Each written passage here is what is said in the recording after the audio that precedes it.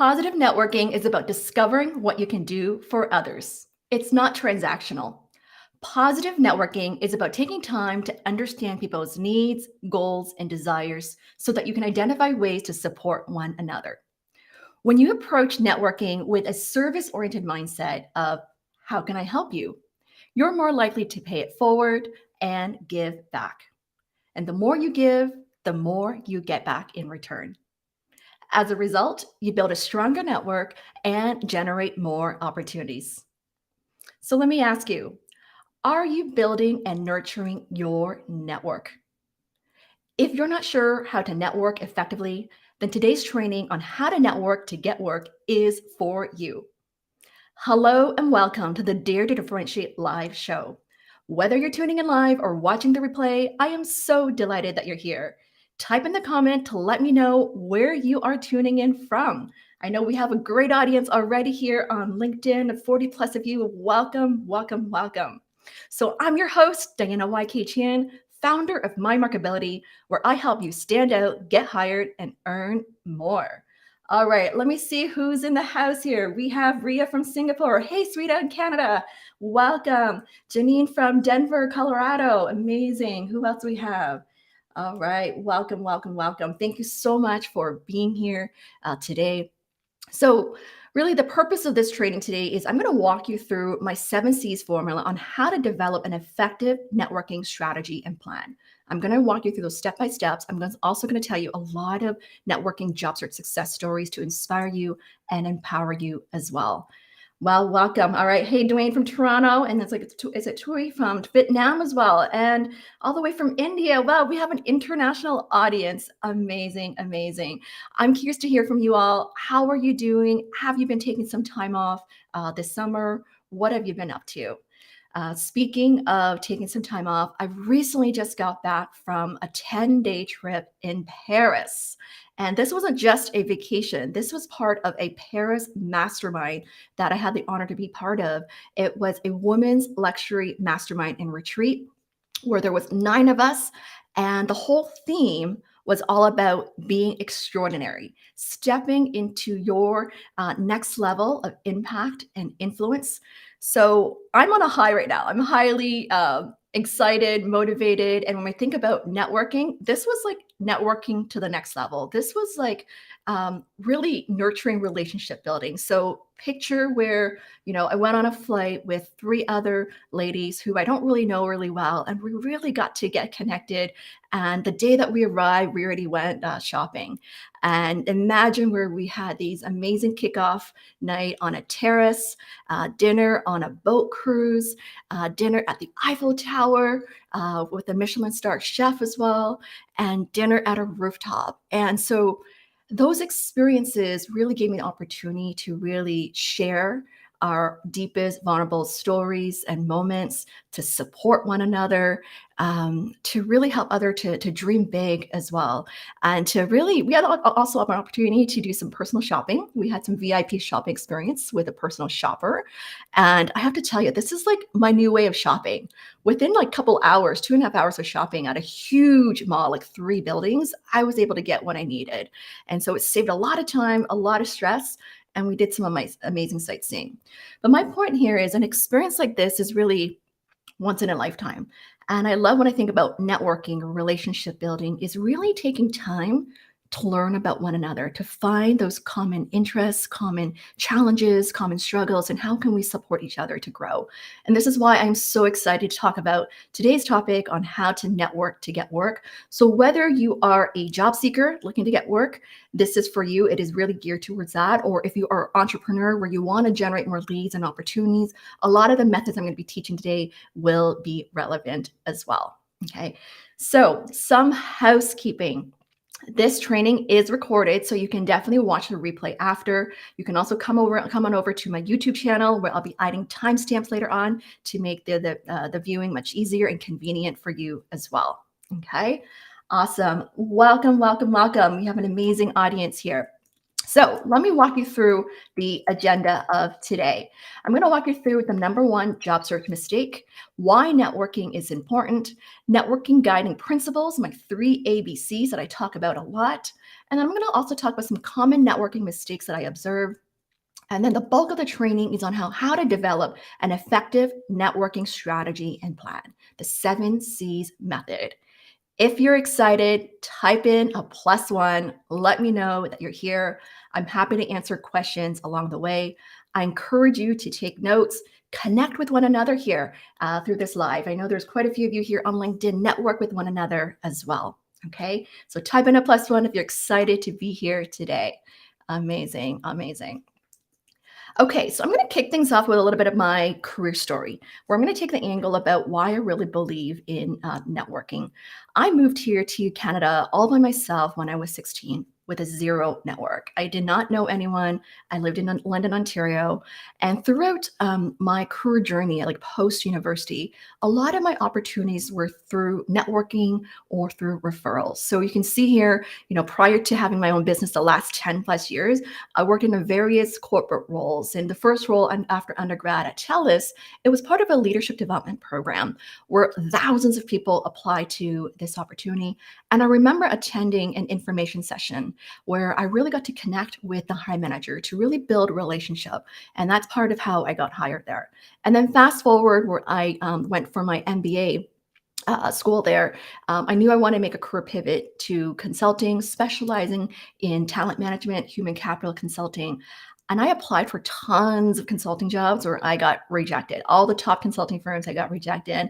And this one particular one with Accenture, I got rejected as well.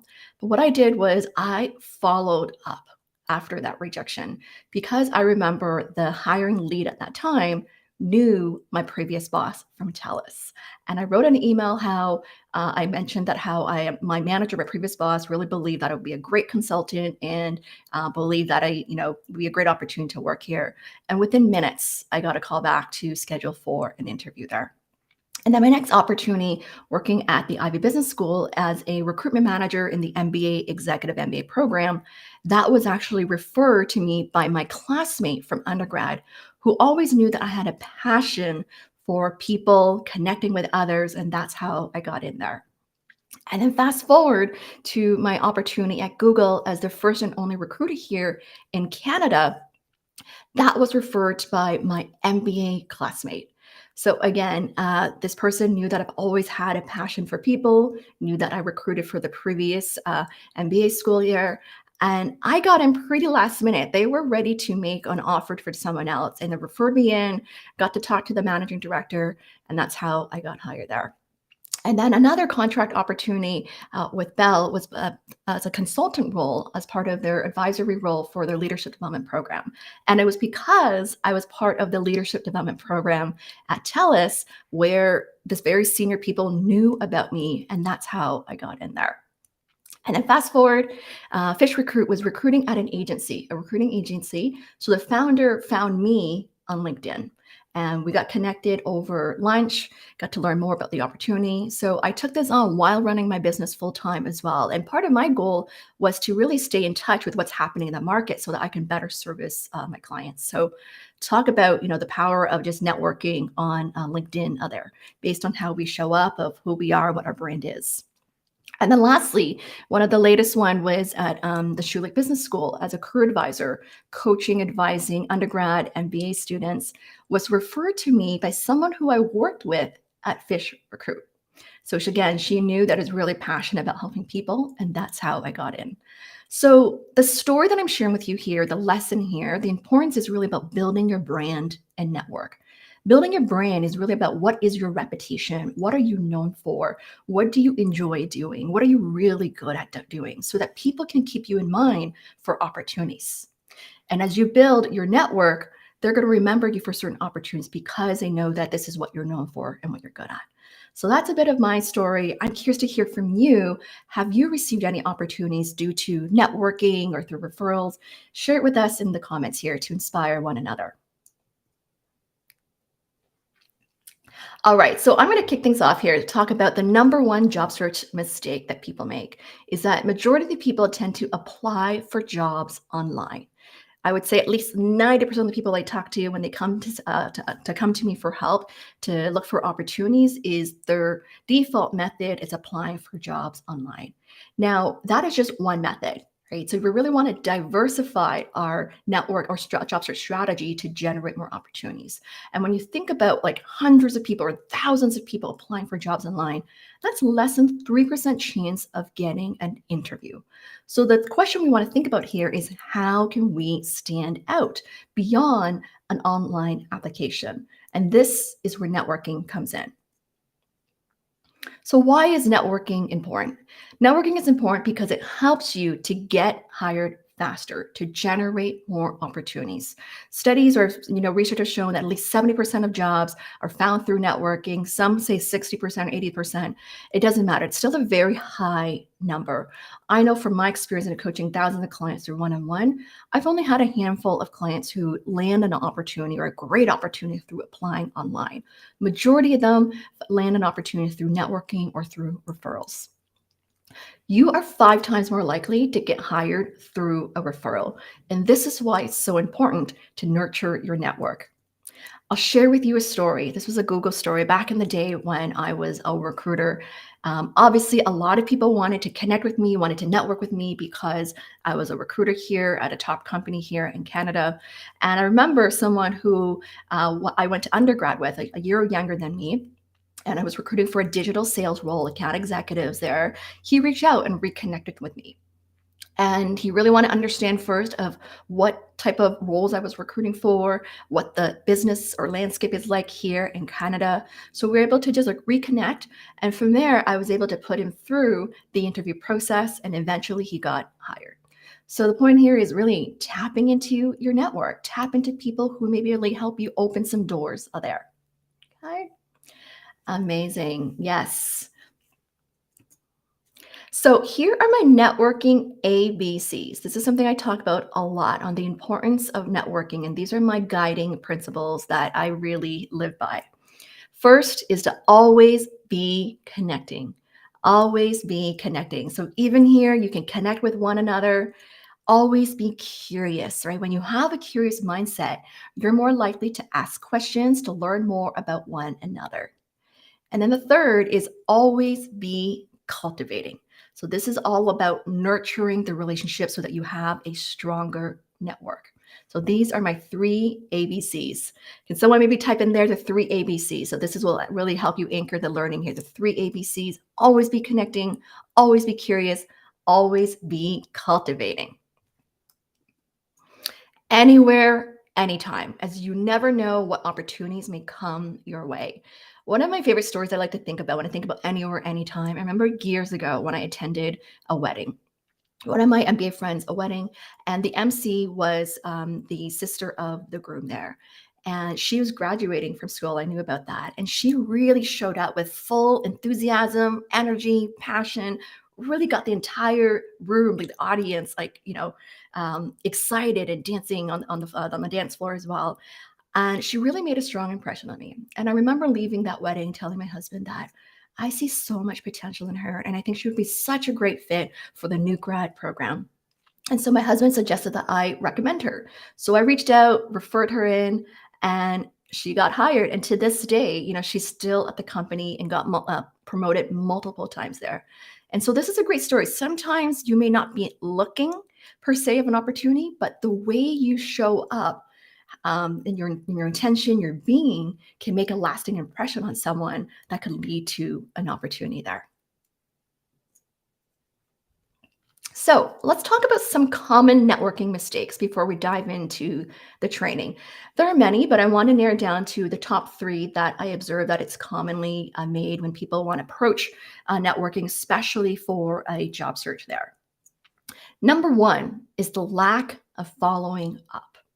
Lack of following up. So in sales, there's a saying that, you need to follow up 7 to 8 times to really close the sale. This is the same with networking. If you don't get a respond back the first time, do not give up. Follow up, follow up, follow up. Right? This is where I see oftentimes that people give up because they're like, oh, I've reached out to like a handful of people or 10 people and I'm not hearing anything back. I don't see the value in networking. So I'm curious to hear from you all. Like, have you really reached out to people and follow up? There.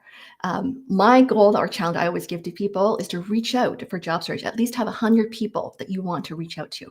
right? Because not everyone's going to respond back there. If you get a 20 to 30% response rate, that is pretty good there. Okay. So remember to always follow up.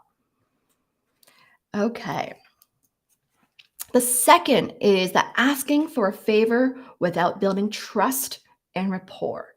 So this is another common one that I see. So I know as a job seeker, right, there is a sense of urgency that you want to land something ASAP, right? And so there may be habits of that desperate energy there. And so we may want to rush through things in getting someone to help us. But I can tell you from time and time again experience is that it's hard for people to help you if you don't build any trust and rapport. So I'll give you an example. Like many years ago, I had a client where I made an introduction to in my network where he was interested in this person at the company. And before they even got connected or even meet, this person asked for another introduction to another company. And my friend or my contact basically reached out to me and said, can I trust this person? Is this person legit? And so it is so important to build trust and rapport. And when you think about it, people want to do business with people that they know, like, and trust. Right? And even for me, I would only refer people where I know that I've actually got to know them, or even with my clients that they've actually done the work, so that we can really make a great impression. Because at the end of the day, a person who is referring, their reputation is on the line. And so you want to make sure you make it easy for them to refer you by building trust and rapport and making a strong impression. And this is why I talk about it's about discovering what you can do for others. It's not just about you there, right? So one of the mistakes I see is when people have these conversations, it's a lot about me centered. I'm looking for a job. I need help with this. But really, we want to switch it around and think about, hey, what do you enjoy? What do you enjoy about working here? What's your experience like? What advice do you have for me? Yes, this is ties into making it about you, right? And this is what I see common, especially through outreach messages. If your outreach messages, if it all starts with an I'm looking for this. I need help with this. I would appreciate, like, if you're all starting with I, think about how you can tweak your messaging that makes it more about them, or showcase that you've done a little bit more research about them. Okay. So that's a reframe that you can do to avoid some of these networking mistakes. Any of you here have made some of these mistakes, type in a +1. It's okay. It's just be aware, and so that you know how you can, improve in the future there. Okay. So these are some of the common ones. Okay. All right. So we have a great audience here. All right. Thank you, Christine, for typing in the 3 ABCs. All right. So now I'm going to dive into the bulk of this training, which is how to develop an effective networking strategy and plan. I'm going to walk you through my 7 C's. I highly recommend taking notes as well. I will have a summary slide at the end to recap of all these 7 C's there. So the first step is to clarify, which is clarifying your purpose and objective, right? This is really getting clear on why are you networking? What do you really want to achieve from networking? And what's your intention? Right, getting really clear on that. Now, I know for many of you, if you are in this job seeking, career transition phase, a big part could be like, I'm looking for a job. Now, I want you to think bigger than that, right? Yes, you want to get a new job, but what else here is what you want to learn more about the company. You want to learn more about the industry, want to learn more about the role, the experience, the culture. Getting clear on that intention, because that's going to then help you frame the questions you want to ask when it comes to having more meaningful conversations. So that's really getting clear on your purpose and objective. Let me know, what is your intention when it comes to networking? For me, a big part of my intention, my network, is really about discovering what I can do for others. Is really learning more about who they are, what they care about, what inspires them, what their big dreams and desires are, what's their story. I love hearing people's stories or hearing about their journey so that I can really identify, okay, like, what are some possibilities here for you? Speaking of possibilities, part of the Paris Mastermind was all about having a possibilities mindset. And I love it because, especially if we are, I guess, used to working a traditional 9 to 5 job, we may be thinking in a way where, okay, all I know is these opportunities. But when we can really have an open mind, and when it comes to networking and talking about what you like, you want to give these I guess, clues of things that you enjoy, that you prefer, so that people can think of new opportunities and possibilities for you there. So here's a networking job search success story. The cooperators, one of my client landed there last year, and she was an entrepreneur in her own business, a digital marketing agency that she ran, a very successful company for I think 5 to 7 years. And so she came to me where I supported her for about a year and a half. So it was over a year journey together. And the first part was we had to get clear on what she wanted. And the second part was this around how to market herself effectively, where people can really see her working in corporate. And what I love about this story is the way she landed this opportunity. She did tons of informational interviews. It wasn't about job search. It was more about curious, like, what is it like working in corporate? What's the day to day like? And the way she landed this opportunity was through another executive client of mine. They both attended an event of mine that I held virtually, and she followed up. Followed up with her, had a first call. There wasn't nothing that came out of it from that, but really just started to have that conversation. And it's like 3 or 4 months later, after the summer, an opportunity came up, right? And this executive client of mine, reached out to her. And that's how she landed the opportunity. So the point here is it takes time. Sometimes it's not immediate, but you are planting the seeds by connecting with one another and to making a strong first impression so that people can keep you in mind for opportunities. Okay.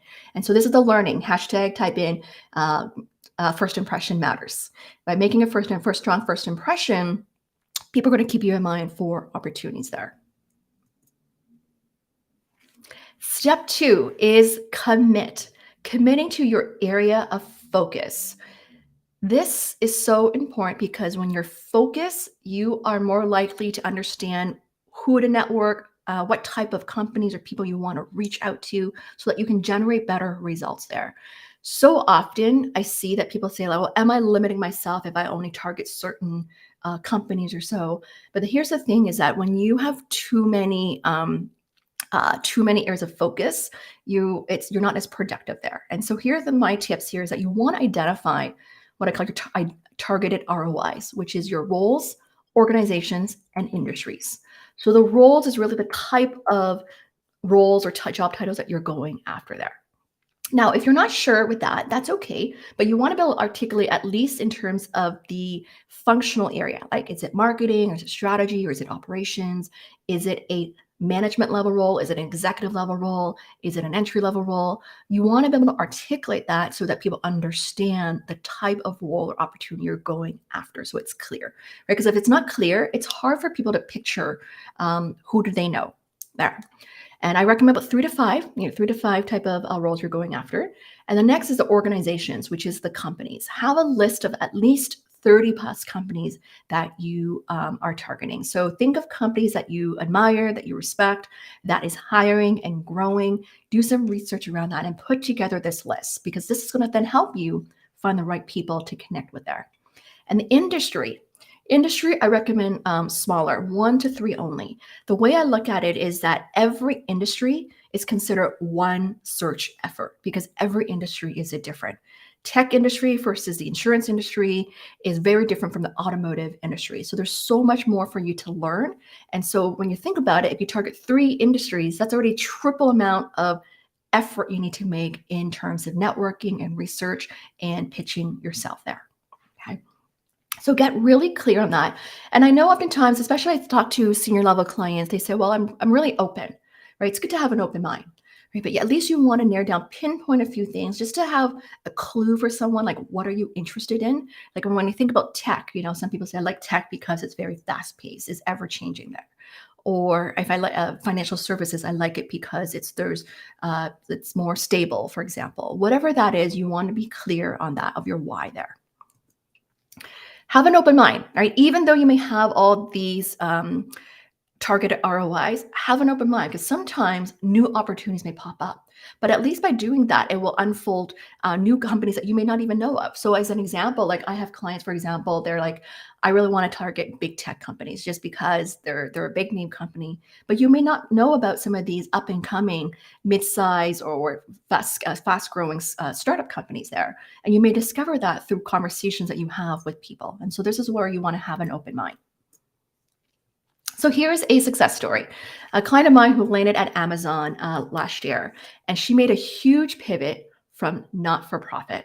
She was a senior manager in education where she was promoting STEM education to young children there. And she really wanted to make this big pivot into tech. And definitely it was not easy. It really took some time. However, she was really clear that she really wanted to get into a big tech company, and particularly Amazon was one of her dream companies. So she networked with people not only locally here in Canada, she networked with people in the US, in Singapore, people that she knew who worked at this company so that she could really learn about the different areas of business, get referrals from different people as well, and to just really get a better understanding to showcase that she's really interested in this company. It took her multiple tries. She initially got rejected from a few roles at Amazon and these other tech companies like Shopify, but she did not give up. Every time she got a rejection, she wanted to learn more. She wanted to talk to more people, to understand more about the interview process. She got better with her interview answers each time. She learned about the leadership principles of Amazon, like what they really mean, what they really look for. And a big part of it, it's not just through research, but actually talking to people. You kind of need an insider to really understand what's important to the employer and how to connect the dots there. And so that's an amazing story that I'm really proud of, because when you think about it, it was a huge transition going from nonprofit to tech and a very significant salary increase, like six figure, like over 100K salary increase. So it's life changing for this person. And so what's really important here is like, are you willing to do what it takes? If you really want to land somewhere, get a foot in the door somewhere, are you talking to multiple people or are you just talking to a few people there? Does that story inspire you? If it inspires you, type in a +1.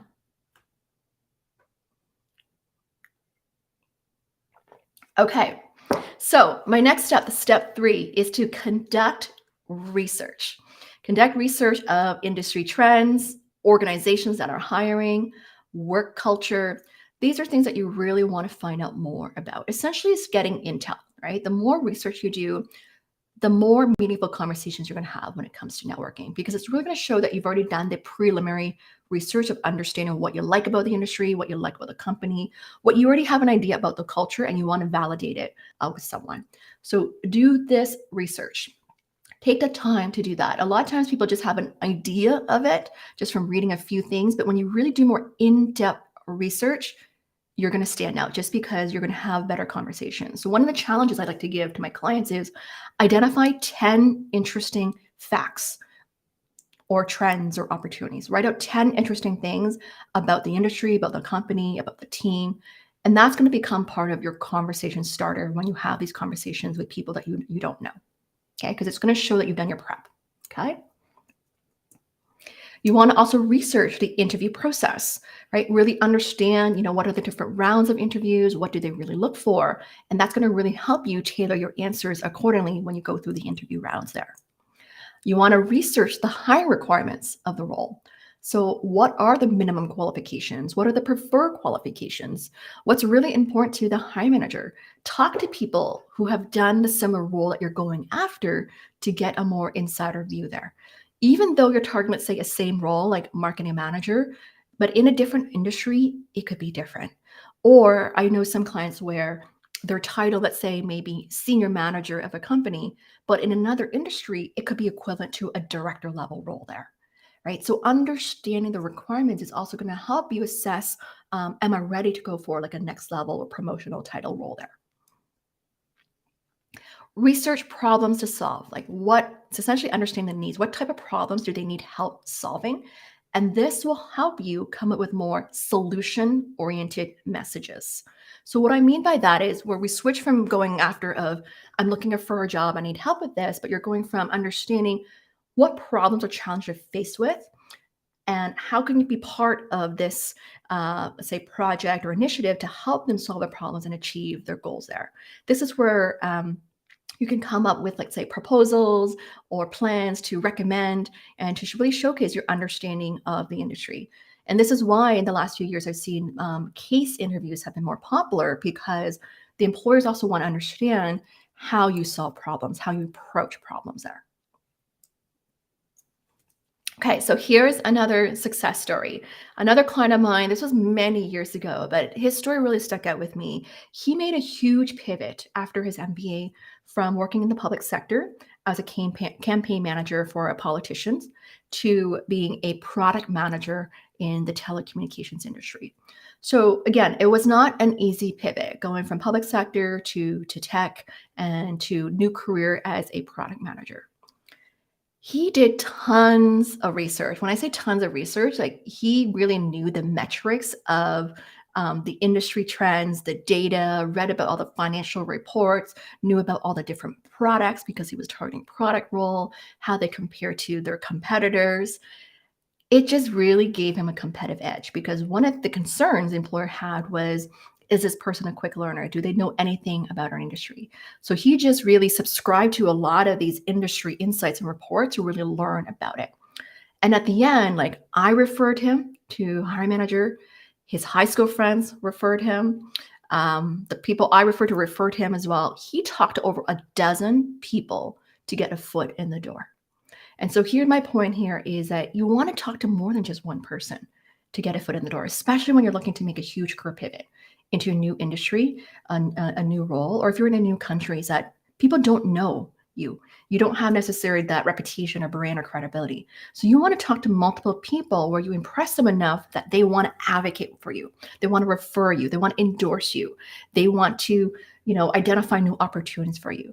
That is really key. And this is why this story still stuck to me to this day because this person was really resilient, did not give up. Like he was so determined to make a change, to get out of the public sector, to get into tech.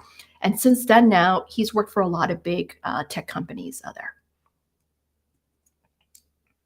Step 4 is to choose your outreach and engagement strategies.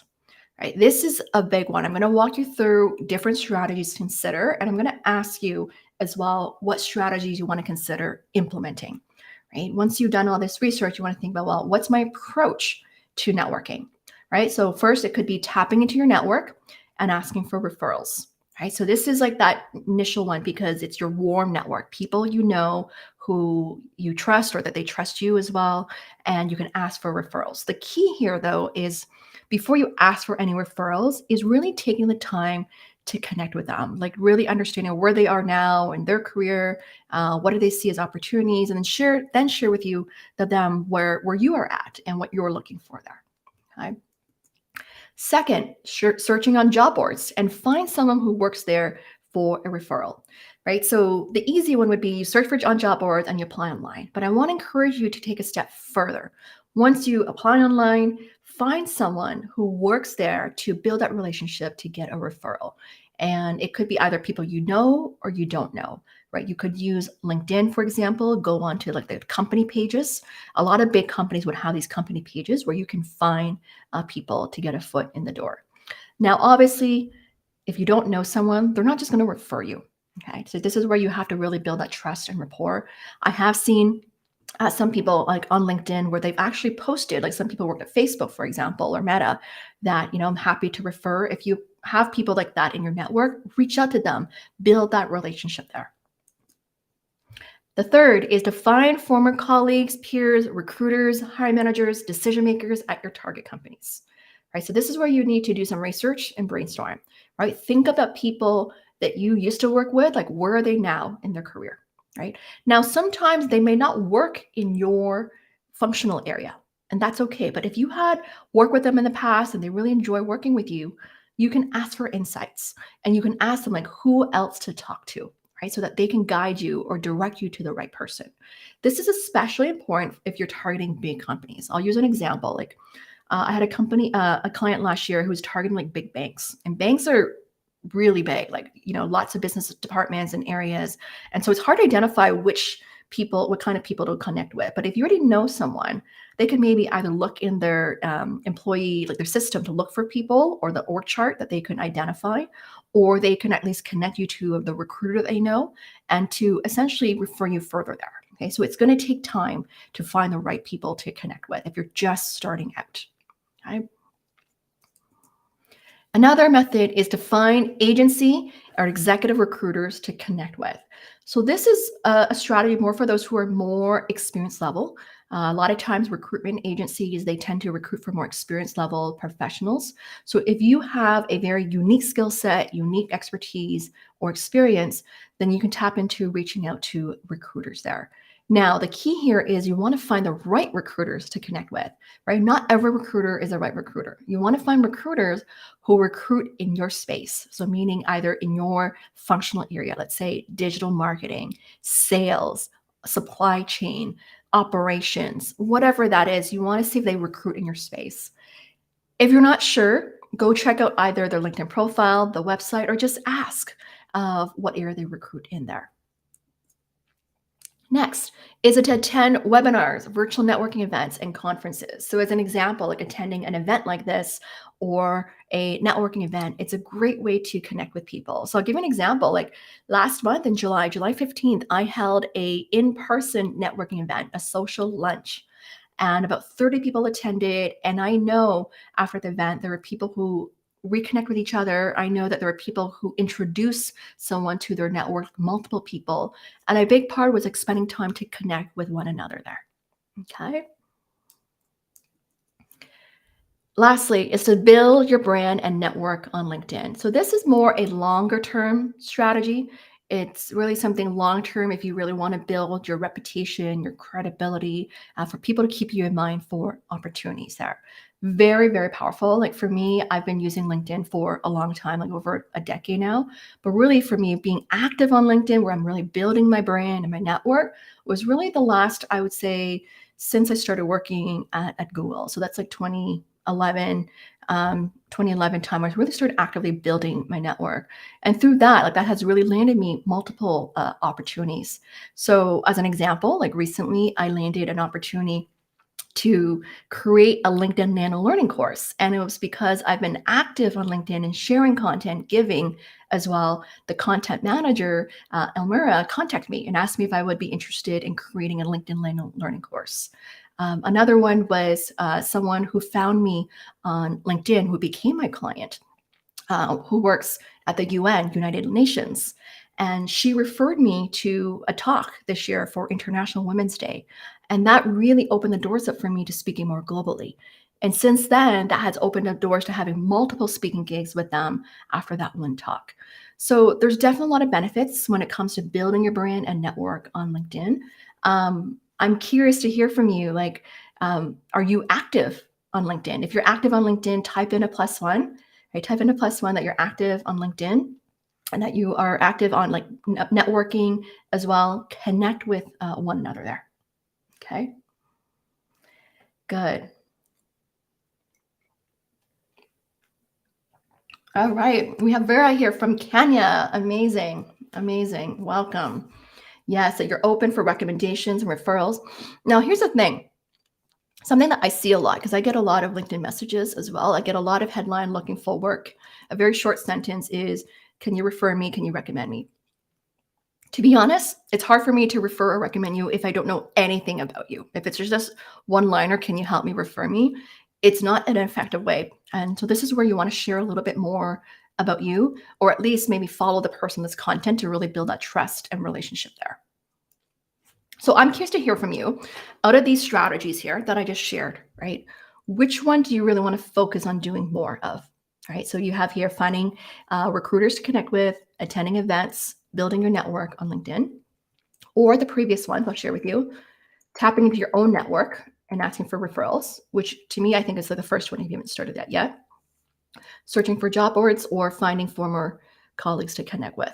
Which one do you want to put more time, invest more time in as part of your networking strategy? Type in the comment to let me know there. All right, so someone posted here, I haven't posted anything, but I do engage with content that is on LinkedIn. That is great, right? That means that you are still building visibility, because anytime that you make a comment, your network sees it as well. Okay. So as a next step, as you do more of this, is I encourage you that you can maybe repurpose the content. Let's say what you learn from this content that you like, you can either reshare that as an example. Resharing could be a simple next step by doing that. And then the next step as you get more comfortable is start posting content. Like as an example, for those who are here today, I challenge you. Even you can also write, let's say, your biggest lessons that you learned from today's talk, how to network to get work. Like, what are some key things you really value from today's training? Post that, right? Share that with others. Share this training and replay with others. Guarantee that's going to give you more visibility, right? It's funny when every time, not every time, like each time I've gone back to my reunions, like this is every 5 years, my classmates who I haven't talked to in years, they'll be like, Diana, oh my God, you're on my LinkedIn all the time. And it could be because I'm the most active person in their networks because always see my feed there. But the point here is that you're going to make an impression, right? Like I've had classmates who reconnect with me, hired me for coaching as well. So you just never know what opportunities may come your way just by being active and building your visibility there. Okay. Okay, so someone wrote, Nicole said, it may be difficult when you relocated to a new country. Yes, there are definitely challenges when it comes to relocating to a new country because you're building your network from scratch, right? And this is where volunteering can come into play, right? Volunteering locally to meet new people, or you could go be on LinkedIn to be more active, right? Attending events like this to meet new people, attending any virtual events is a great way to start building your network there. Okay. Okay. Amazing. So, another job search story through networking. So, this is my client earlier this year. She made a huge pivot, not a huge pivot, but a pivot in terms of profession, being in sales management to being a sales trainer. So, training other salespeople. That was her pivot. And she landed this opportunity through networking within 6 weeks of searching. And because she's in sales, she's already actively building her network. She's used to talking to people she doesn't know. And the way she approached this, and because it happened so quickly, was she approached it in a way that, I'm in career transition, wanted to really figure out what's next, right? And then really, she talked to someone she used to work with, who was like a vendor of hers, a partner of the company she worked with. And just through those conversations over like the holidays, she was able to land this opportunity to make a pivot as a sales trainer. And I believe the reason why she was able to make this pivot was she's already had history with this company and the person where she's already proven herself already. So making this transition or pivot becomes a lot easier. Like really, she didn't really needed a resume or LinkedIn per se because her brand or reputation was really helped her get in the door there. Okay. So that's the thing. Like there's these, what I call it's like hidden gems, like people that you know in your network that you can reconnect with who could introduce you to new opportunities. Now, if you don't have a strong network, meaning like you haven't actively started networking, start now, right? Just start now. People that you know, whether it's from school, church, or anything that you attend, like start meeting new people there. Okay. As an example, like even recently with the Paris mastermind that I attended, I didn't know at least half of the people there. And one of them was a photographer, a photographer there. And we were talking about collaboration opportunities, how we can partner up, where perhaps I can introduce her to new clients, people who are looking to get photos done there. And so you just never know what kind of opportunities may open up there. Okay, so step 5 is to create an outreach list of at least 100 people to connect with. So this essentially is like building a funnel, right? For those who are in sales, you're going to understand this, right? In order to really generate leads or have meaningful conversations, you want to at least start with a list of people that you can reach out to. So this is where the research comes in, like brainstorming the list of people you know, researching on LinkedIn, asking people, create a spreadsheet of 100 people to reach out to. It may seem like for you, like, oh my God, that's too much. But really, it's going to help you at least have something to focus on, right? So think of family and friends, colleagues and mentors, alumni, peers, recruiters, hiring managers, executives, influencers, and connectors. Right? So think of all these type of people that you can really connect with, right? And so the way to start is really think about the industry that you're targeting, the companies that you're targeting, and the type of people that you want to meet. And then from there, that's how you're going to find these people. And this is something I tend to do a lot. Like when I understand what my clients, the type of companies are targeting, the area that are targeting, I'll be able to then, let's say, look for, let's say, the right kind of people in the network. So let's just say someone is a C-level client, let's say I'm just saying, or like VP of marketing as an example, VP of marketing, then the people that this person will want to meet with is either VP of marketing or SVP of marketing or CMOs, like chief marketing officers or CEOs. We want to network with people who are at this, that who essentially has influence as well. You can also network people at the peer level to learn more about the day-to-day there. Okay. So those are some things to think about when it comes to who do I want to reach out to there. So here's another story. Another client of mine many years ago, this was a new grad client who really want to get into investment banking. And for those who know, investment banking is very competitive, very hard to get into. And he did not graduate from a traditional like business school or anything like that. So he didn't necessarily have access to these companies to get a foot in the door. And so he reached out to over 200 people. Remember, he reached out to over 200 people, had tons of informational chats, tons of them, just to really learn, to build a relationship. And at the end of the day, he got a referral to Credit Suisse to start as an analyst, investment banking there. And I remember having this conversation with him because he had like reached out to 200 people and he had tons of conversations. I recommended to actually follow up with these people to thank them for their time, their advice, and insight, so that now you already have these people that you've already talked to as your baseline of your network in the industry there.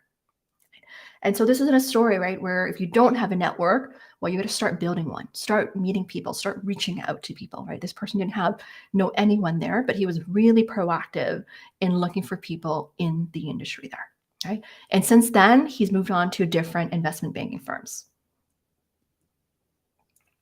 Okay, step 6 is to create your communication messages, right? So once you get clear on the list of people you want to reach out to, you're going to start reaching out to people. So a big part is your messaging. So some of these messages that you want to consider is your initial outreach message, right? What does that look like? Is it through email or is it through LinkedIn, where they may have like a limit of characters, because that will impact the length of your message there. You want to think about messages for warm contacts versus cold contacts, right? The warm contacts could be a little bit more casual. It could be also a little bit more about what you already know about this person. The cold contacts could be a little bit more formal there. So you want to have different types of templates and messages to save you time. You want to have a follow-up note. So this is like a note like after they respond back to you. What's your follow-up message there? You also want to have a thank you note after you meet with them. What's your thank you message there? So I want to take a moment to think about this, right? Like, why do we do this? It's like, one is going to help you really strategically think about what's your messaging there to generate a better response rate, and to also have more consistent in your messaging in selling yourself, right? Especially with the initial outreach message. If you want to have a higher response rate, it needs to be genuine and authentic, right? I can provide you all these templates as well, like I provide for clients, but at the end of the day, does it sound like you? Is it genuine? And I want you to challenge yourself when you reread these messages, is it about you or is it about them? If your entire message is all about I, that you start with all those sentences, you need to tweak your messages and incorporate it in that it's more balanced approach there. Okay, show that you want to get to learn more about this person, this individual. It's easier to ask for someone's time when you ask for learning more about their experience versus asking them for a job, right? It's just that first step. It's similar to dating, right? When you're first meeting someone, you want to warm things up to build that trust and rapport before you ask for that big ask there, okay? And I find this saves a lot of time. Like when I was a recruiter, I would have different versions of outreach messages, follow-up messages, thank you messages, all there. And I would tweak it along the way, depending on who I reach out to, or tailor it along the way there. Okay. What else I was going to say in the outreach messages? I'm curious to know, like, any of you have done something like this, right? Majority, I would say, probably haven't done something, but guarantee by doing this, it's going to save you a lot of time. And it's going to be more effective, because then you can see, as you tweak your messages, which message template is resonating, like meaning if you have a higher response rate. My rule of thumb is that you want to get to the 20 to 30% response rate. So meaning if you reach out to 100 people, getting a 20 to 30 people respond back to you is pretty good already, right? It's really rare you're going to get 100% response rate there, okay? If you're below that 5%, that means there's something that you need to do to tweak your messaging there, okay? And I also recommend to keep it short and sweet. Keep it concise. The other thing that I've learned that works really well is to frame your last sentence with a call to action as a question. For example, what time works for you in the next 2 weeks? Right? By asking a question, you're asking for someone to respond versus let me know what time works for you. It's just that reframing of asking a question or when would be a good time for us to connect. And then you provide your availability, like your 2 to 3 slots of availability. You're more likely to get a response right there. A referral note. Oh, this is another powerful one. A referral note is for those after you've met and they say, you know what? I think there's someone that you should connect with and I would love to refer you. You want to make it easy for people because when you think about it, it takes time for people to even write a referral note, right? Especially with busy people as well. Why not write a referral note where you are controlling the brand messaging about you, of what you're looking for, what you have to offer, your top 3 selling points that they can just easily copy and paste, right? This is something I get all my clients to do, to write out their referral top 3 unique selling points. Because if they want me to make an introduction and, for me to tap into my network, write out your message because that's going to help you think about like, how do I want to be perceived? What's really important? And then that person can tweak accordingly. They can add their 2 cents, but at least you have the bulk of the messaging there. Okay. So let me ask you, which type of notes that you want to start writing for networking? Type it in the comments and let me know what type of messaging that you want to start writing. What kind of notes here I listed. Okay. We're going to be wrapping up soon. In step 7, I'll be taking some questions as well there. Okay. Yes. Holly wrote, good leaders will ask you to write if you ask them. Yes, yes, yes. What else I see here?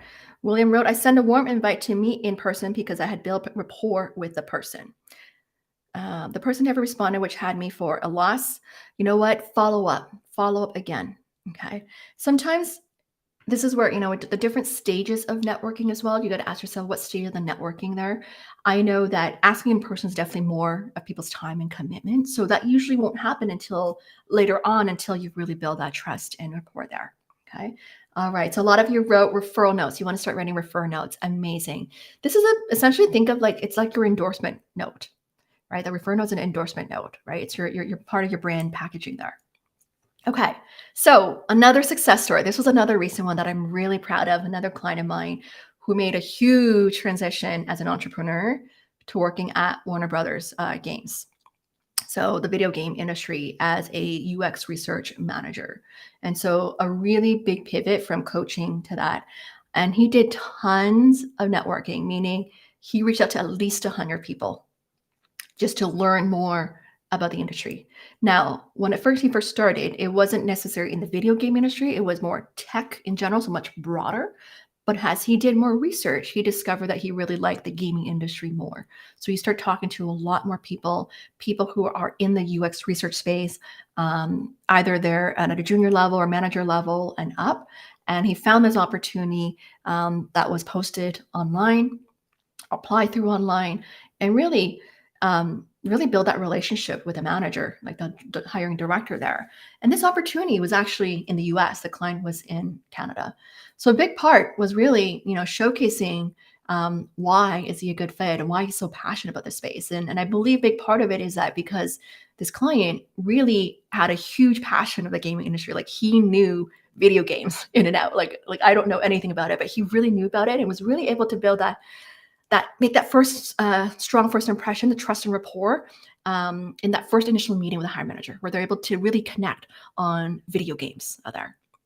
Right. So that's another success story I'm really proud of. And then my point here is that sometimes you don't know what you don't know, right? Like, that maybe you want to make a big pivot, interested in this industry, but don't know where to start. But you just need to start reaching out to people and talking to people, right? And this person faced a lot of rejections, applied a lot as well, faced a lot of rejections, but you keep fine tuning your message. You get better and better.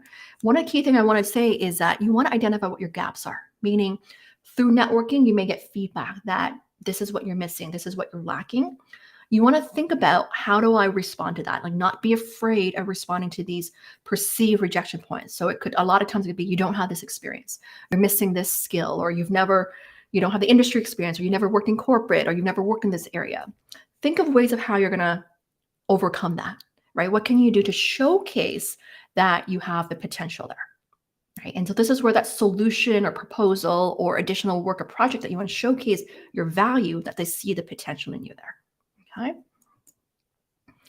Okay, so step 7. Now that we finished step 6, so step 7 is about connecting, really connecting with people. So this is really that meeting with people, right? Like you ask them for their time to connect. You may have started the conversation through email exchange or through DMs, like on LinkedIn.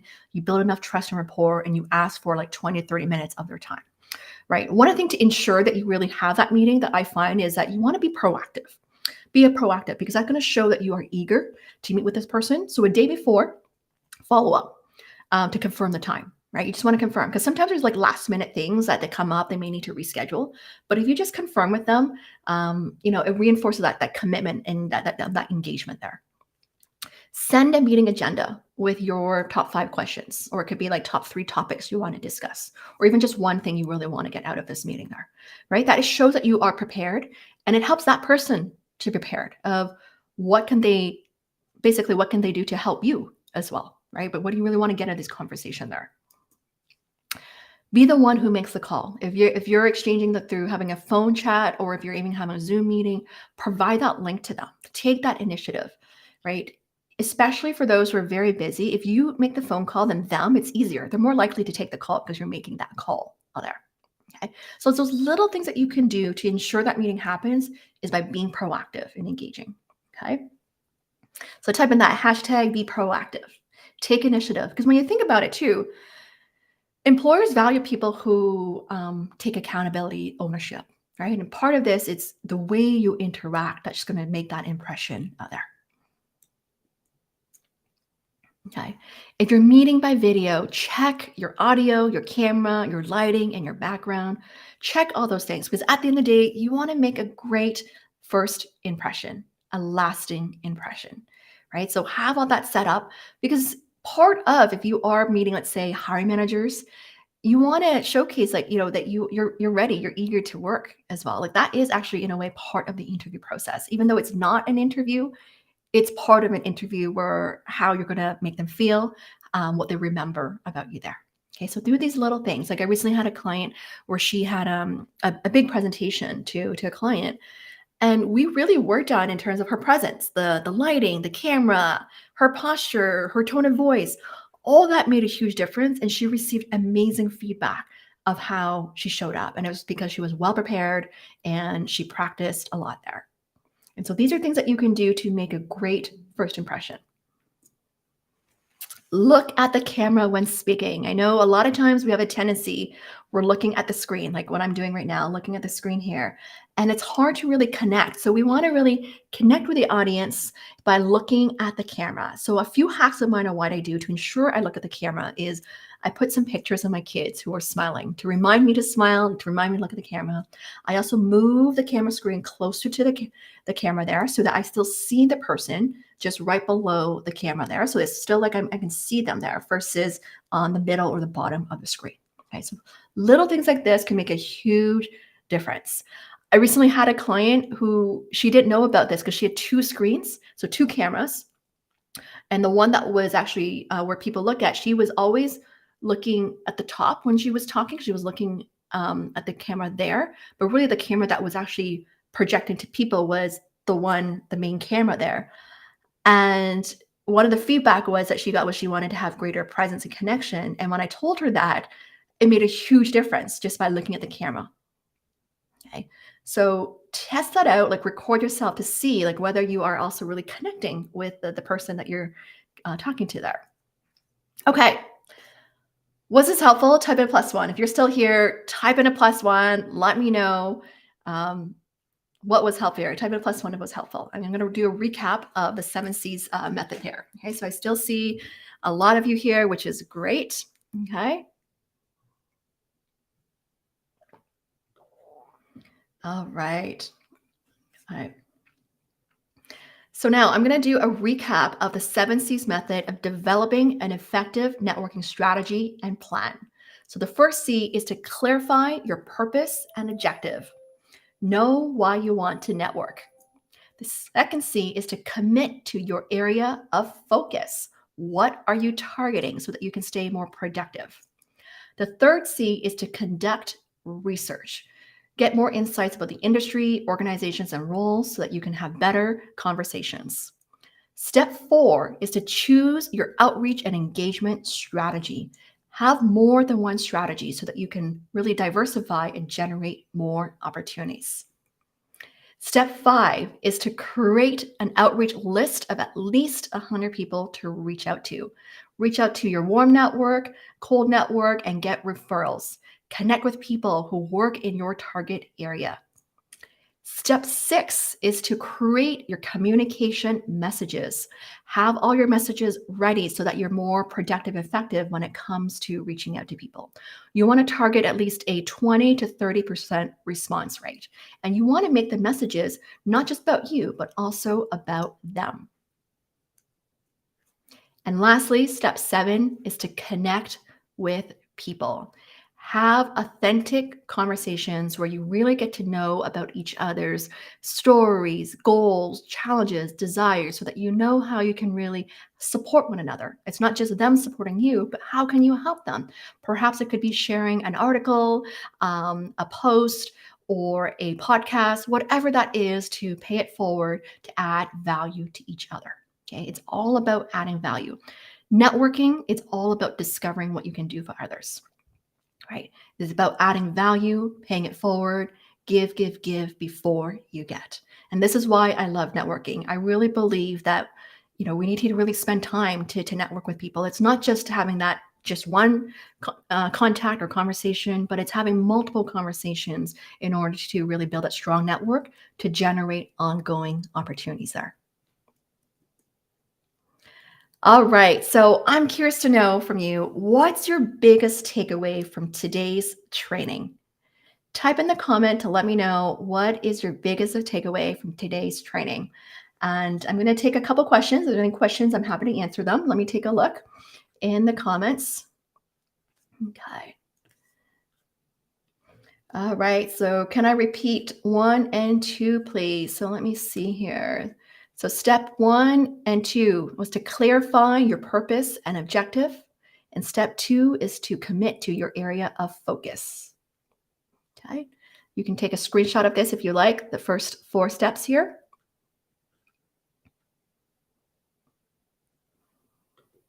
And then here's the last 3 steps. Feel free to take a screenshot as well. Okay.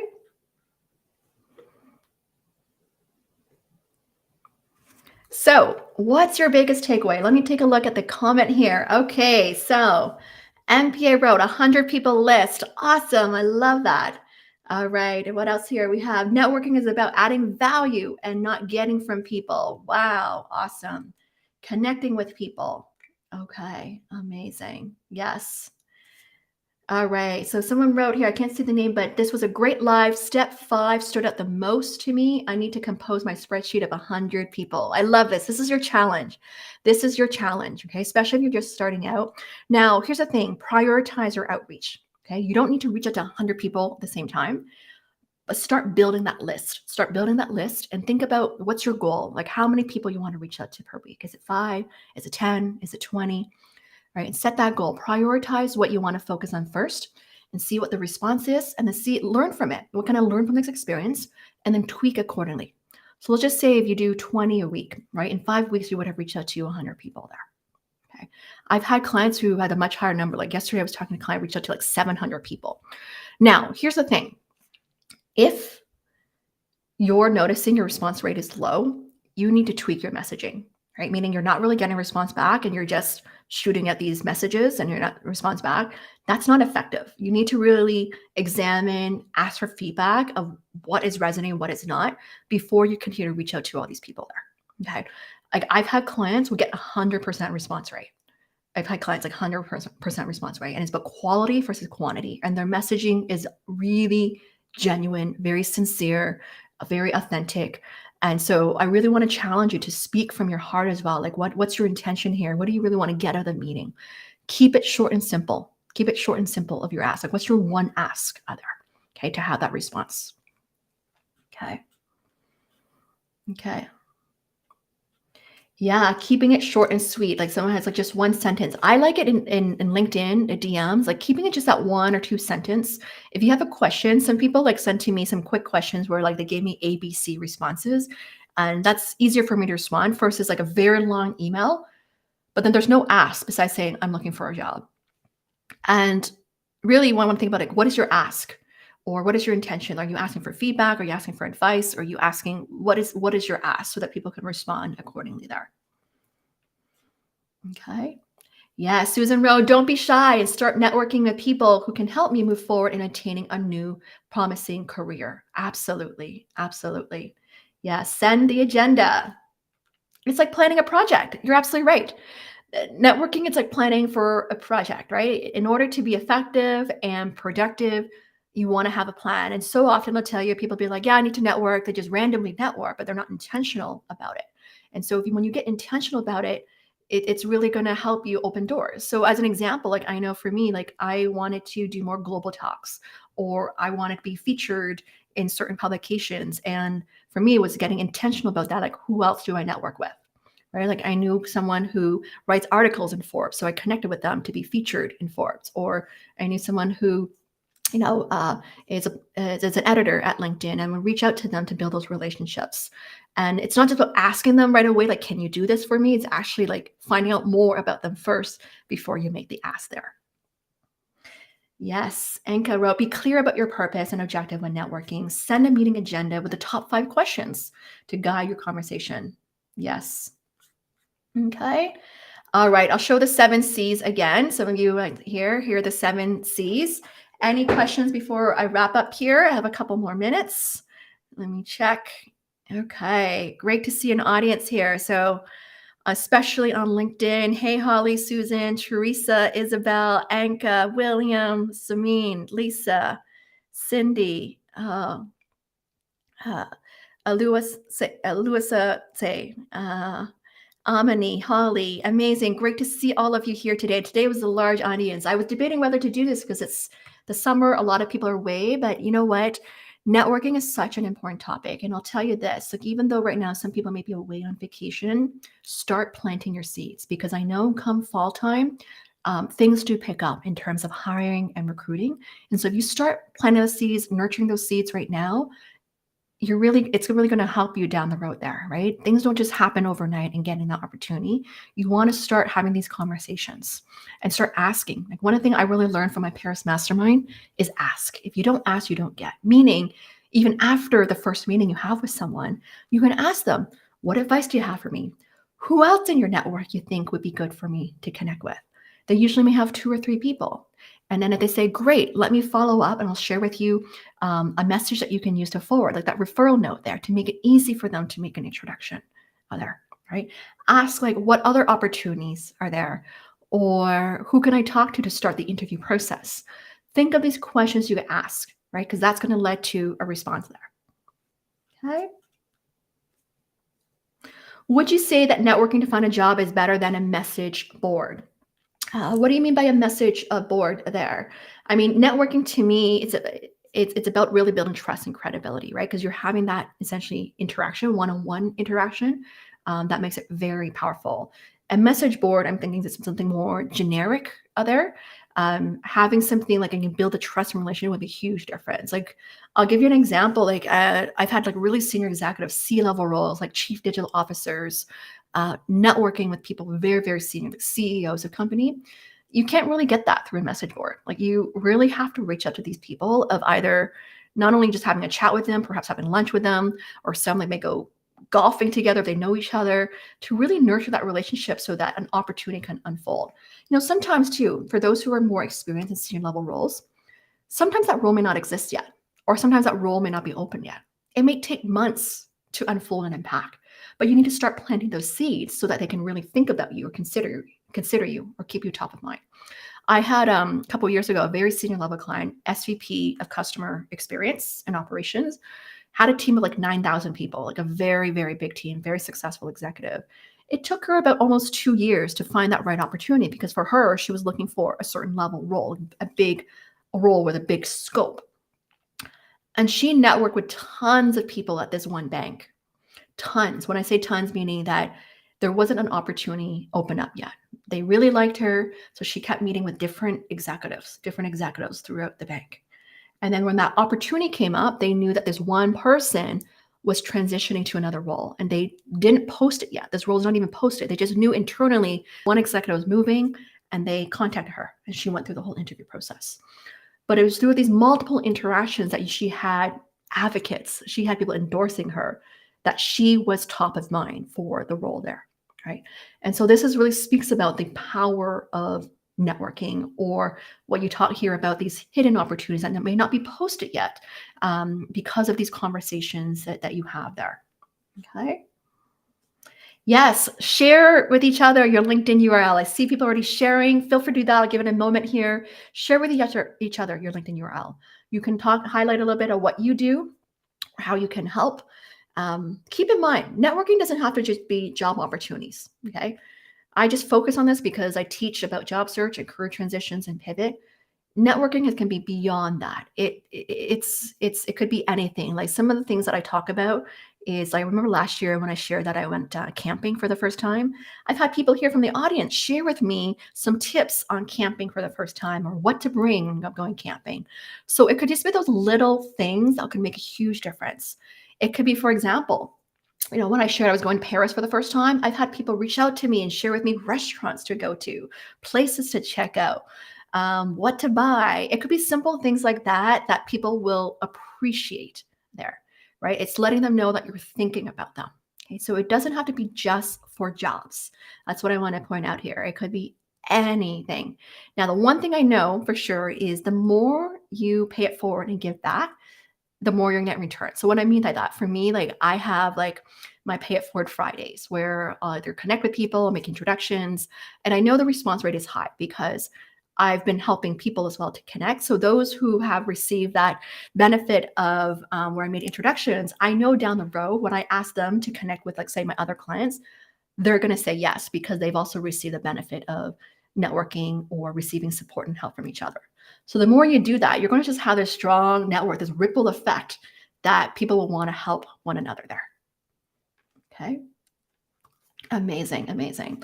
Okay, so if you want more info, you can also connect with me. Visit my website at mymarketability.com. Subscribe to my mailing list where I'll often share some insider tips and my latest content and upcoming events. Just come on over to mymarketability.com, or you can message me at info@mymarketability.com there. Make sure to also follow me. If we're not connected yet, follow me on my LinkedIn, my YouTube channel where I have tons of free training, and my Instagram. We also share a lot of behind the scenes. Like recently, I did a lot of posting or reels of my key learnings from my Paris Mastermind retreat. So if you're curious about that, come on over to my Instagram reel at Diana YKChan there.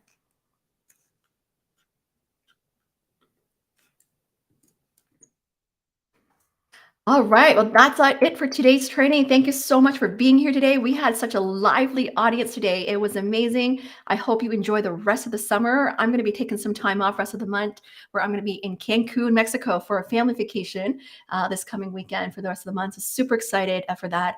And I want to wish you well, stay safe, and look forward to reconnecting in the fall, where I'll have another live stream training on, especially on like back to school time, where I know hiring is going to be hot. So I'm going to have another training on how to differentiate as top talent there. So stay tuned for that and for the upcoming event. Cheers. Take care.